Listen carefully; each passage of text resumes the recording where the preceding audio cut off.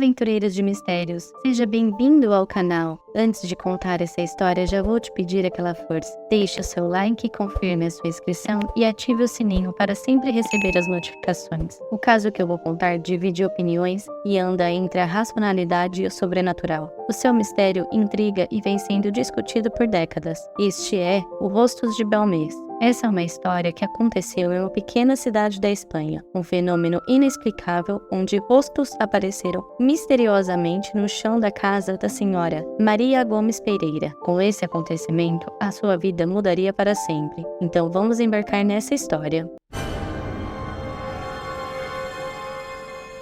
Na cidade de Belmez de Moraleda, situada na região de Andaluzia, localizada na Espanha, residia Maria Gomes com a sua família. Em um dia normal, no mês de agosto de 1971, ela estava em sua cozinha, realizando suas tarefas diárias, quando percebeu uma mancha, sem muita forma, que apareceu no chão da casa. Maria tentou esfregar, lavar e utilizar diversos produtos de limpeza, mas nada tirou aquela mancha. Com o passar dos dias, a mancha começou a tomar uma forma e se apresentou como o rosto de um homem, com olhos expressivos, linhas escuras que representavam bigodes e o contorno da boca. Parece estranho, mas foi isso mesmo. Maria não entendia o motivo e como poderia surgir de maneira tão misteriosa e inexplicável. Passados uns dias, seu marido e seu filho Miguel chamaram o pedreiro Sebastião Fuentes León para remover aquele pedaço de chão que estava com essa alteração e fazerem um novo. Conta-se que por volta de uma semana aquele rosto novamente apareceu junto com rostos novos. Este primeiro rosto eles deram o nome de La Pava.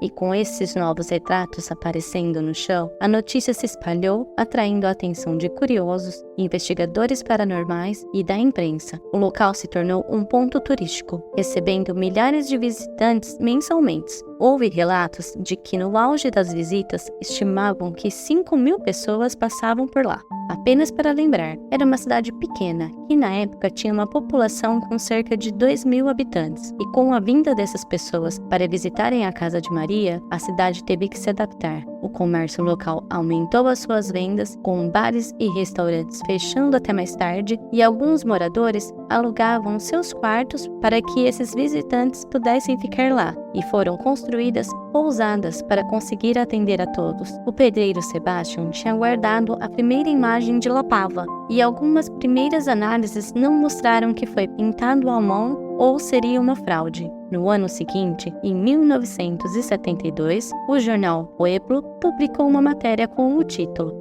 "Acabou-se o mistério".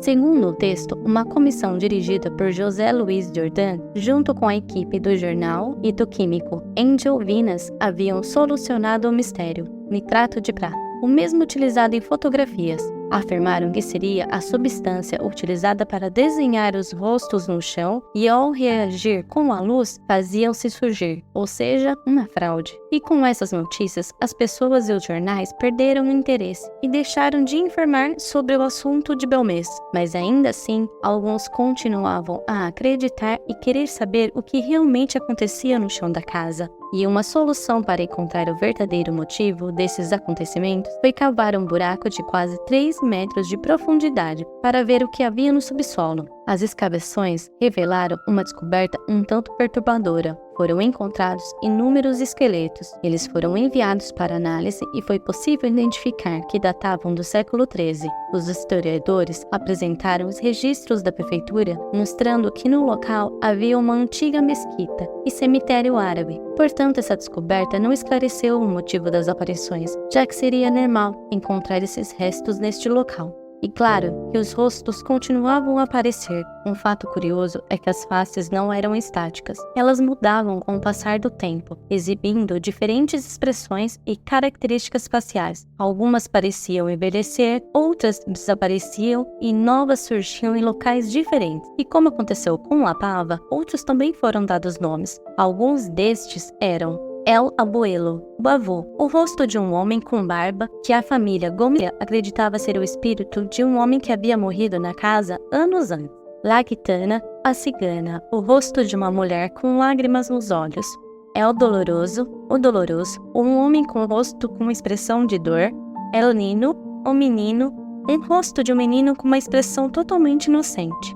La Mujer, a mulher, um rosto de uma mulher com uma expressão de alegria. E por este motivo atraiu a atenção de especialistas e estudiosos do paranormal, como Germán Argumosa e o alemão Dr. Hans Bender. Germán Argumosa e Valdez era pioneiro em estudar os mistérios relacionados à parapsicologia. Argumosa confeccionou um dispositivo de gravação com fita magnética para capturar fenômenos de voz eletrônica, também conhecidos como psicofonias. Ele capturou estranhas e sinistras vozes. Esse experimento foi gravado por vários dias e noites, e sempre com a vigilância da polícia. Dr. Hans investigou todo o local, assim como análises do solo. Para ele, os rostos poderiam ser manifestações físicas dos pensamentos e das emoções de Maria, e que este seria o fenômeno sobrenatural mais importante da Europa. E uma explicação científica para o fato, e foi sugerido por algumas pessoas, é que poderia ser um fenômeno psicológico chamado pareidolia. O cérebro humano identifica padrões os quais reconhece, como rostos ou objetos, e como estímulos visuais aleatórios, como nuvens, manchas ou superfícies irregulares, ele projeta essa imagem. Sabe aquele hábito de olhar para as nuvens e ver um pelinho? Este é o fenômeno chamado pareidolia. Os especialistas classificam como uma resposta natural do cérebro, na busca por um significado e com padrões em estímulos visuais, mesmo quando tais padrões não estão intencionalmente presentes. Mas logo essa história ganhou um novo capítulo, quando uma médium chamada Carmen foi levada ao local para realizar uma investigação mediúnica. Durante o transe, ela contou sobre uma família da época da Revolução Espanhola. Durante a Revolução, a Espanha estava sob o regime de ditadura de Francisco Franco. E para impor-se, ele afirmou que todos que se opusessem ao seu regime deveriam ser repreendidos, e de todas as maneiras. Carmen, em sua visão, disse que viu uma igreja onde pessoas fugindo do ditador Franco e também pôde ver uma família, com os pais e os filhos. E o pai seria um desertor do exército. Após um longo período de fuga, eles foram descobertos nessa igreja e houve um grande ataque, no qual várias pessoas faleceram. No entanto, algumas sobreviveram, e uma delas seria Maria Gomes, que na época era uma criança. Ao voltar do transe, a médium começou a identificar algumas imagens, como as figuras que apareciam em seu transe. Isso pôde explicar o motivo das faces, conforme o próprio Dr. Hans Bender havia afirmado, e uma das faces que chamou a atenção era da mulher com 3 crianças. Eles apareceram em 1975. A mulher é jovem e tem 2 meninas e um menino. Eles foram apelidados de La Família. A família. Acredita-se que esses eram os irmãos e a mãe de Dona Maria. Em 2 momentos foram realizadas 2 grandes investigações, com análises químicas por pesquisadores do Conselho Superior de Pesquisas Científicas, sob a liderança de Juan José Alonso em 1975 e Francisco José Vallée e Juan Antônio Martín em 1991. Em seus relatórios, alegaram não ter conseguido encontrar a causa das pigmentações, não havendo rastros de tinta, nitrato de prata ou qualquer elemento conhecido que pudesse criar aqueles rostos. Isso gerou mais dúvidas do que certezas. Maria Gomes faleceu aos 85 anos no ano de 2004 e os rostos pararam de aparecer. No entanto, um determinado momento, alguns novos surgiram na casa de um parente de Maria, mas causaram desconfiança de que a prefeitura os teria forjado para atrair turistas para a região.